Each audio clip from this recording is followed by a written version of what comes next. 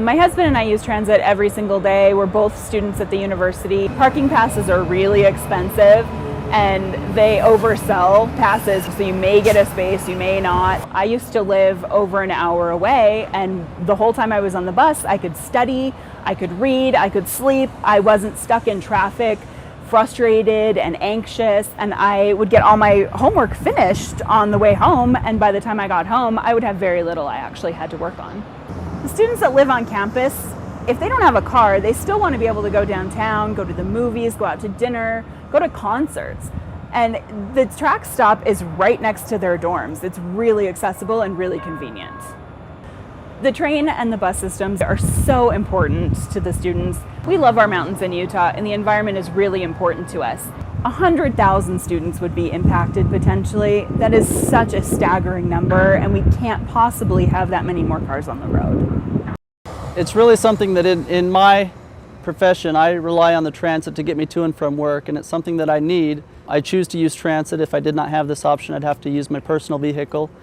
And I wouldn't be able to afford the parking and everything else that goes with that. Not only am I affected if I cannot commute to and from work, but my family's affected, my employer's affected. There's a lot of other people that are in the same boat as me. And then those people that are currently using the freeways and the roadways are going to be affected if all of us 80,000 people who are using transit a day start to drive and put our cars on the road. It's like the veins in a city, and we absolutely need it for the blood work to flow. The city really relies upon their public transit system. The funding that comes from the legislators and from our government entities are essential for a system to work. It's absolutely vital for this community to work and to survive, and for our roadways to continue to work. We have to have the transit system in place.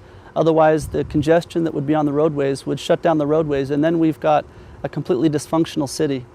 And that does not encourage growth, it does not encourage employment, and it does not encourage, by any means, a healthy city.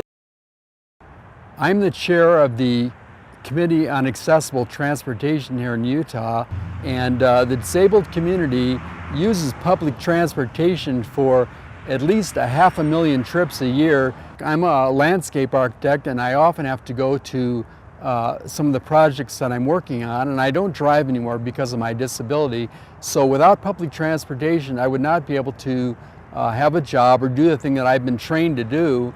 And I also go to the doctor often, and I go shopping, all the things that daily life requires. I would just ask them to consider how they would feel were they, who were confined to their homes or restricted in their ability to travel around the community, or how would they feel if it were a member of their family or relatives were not able to do the things and live their life the way they wanted to and accomplish what they wanted to do.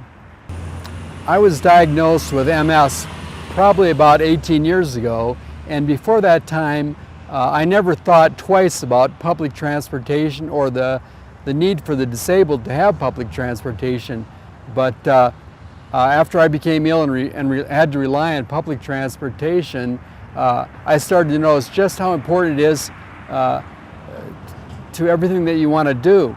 That you're very dependent on it in your health. Everything else is so dependent. Your life becomes so dependent on the public transportation, and it really doesn't mean much to you until it happens to you. And when the need is there, all of a sudden the importance of it becomes so apparent, and you can't imagine being without it.